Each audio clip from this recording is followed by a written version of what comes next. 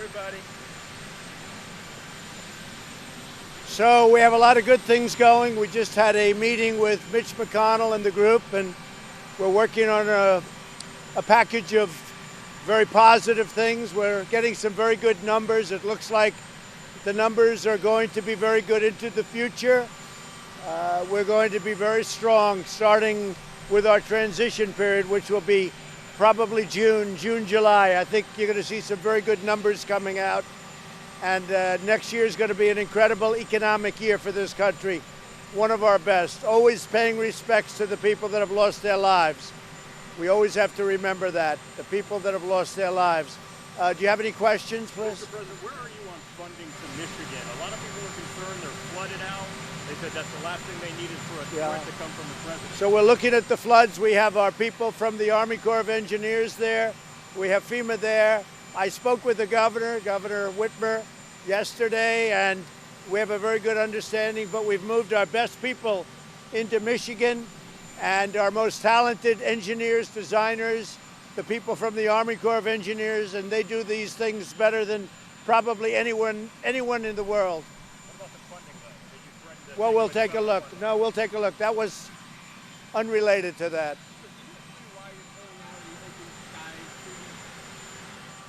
Russia and us have developed very good relationship. As you know, we worked on the oil problem together. I think we have a very good relationship with Russia, but Russia didn't adhere to the treaty. So until they adhere, we will pull out. But there's a very good chance we'll make a new agreement or do something to put that agreement back together. But whenever there's an agreement that another party doesn't agree to, you know, we have many of those agreements around the world where it's a two-party agreement, but they don't adhere to it, and we do. When we have things like that, we pull out also. That's why with the arms treaties, if you look at the arms treaties, we're probably going to make a deal with Russia on arms treaty, and China will be maybe included in that. We'll see what happens. But we have a lot of things. But when we have an agreement, when we have a treaty, and the other side doesn't adhere to it, in many cases they're old treaties, old agreements, then we pull out also. So I think what's going to happen is we're going to pull out, and they're going to come back and want to make a deal. We've had a very good relationship lately with Russia, and you can see that with respect to oil and what's happening with oil. What do you think about Michael Cohen getting out of jail today? I didn't know that. What do you think about I didn't know it. Nope, I didn't know it.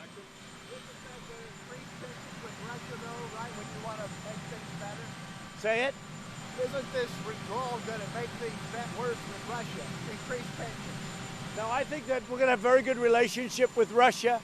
I think that if you look at what happened with oil, where Russia, Saudi Arabia, and us got together, and we saved in our country millions of energy jobs, and you see oil now is solidifying. So it's the best of all worlds. We're saving the energy jobs, but our drivers have a very low gasoline price. Are you going to wear a mask today at the Ford plant? Well, I don't know. We're going to look at it. A lot of people have asked me that question.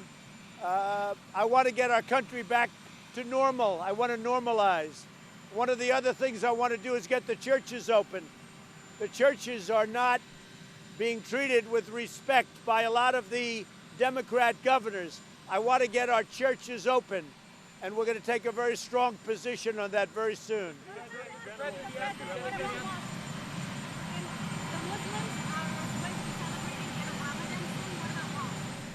Mosques, yeah, including mosques.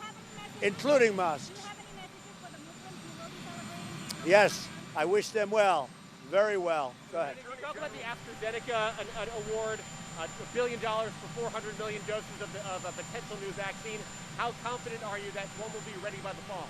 Well, I think we have a lot of, you have AstraZeneca, which is a great company, and you have others, Johnson & Johnson. We have a lot of things happening on the vaccine front, on the therapeutic front. If you look at therapeutically, we're doing great.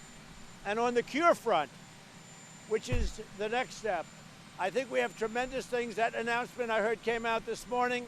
That's a very positive announcement in addition to all of the other announcements. We are so far ahead of where people thought we'd be, but therapeutically it's very interesting what's going on in cure. So you're going to have a lot of big announcements over the next week or two. Sir, you said the funding to Michigan was another issue not related to the flood. Can you just assure people? Well, we're helping Michigan with their flood, and we have the people to do it. What about the funding, though? You said federal funding for the mail-in voting. We don't want them to do mail-in ballots because it's going to lead to total election fraud.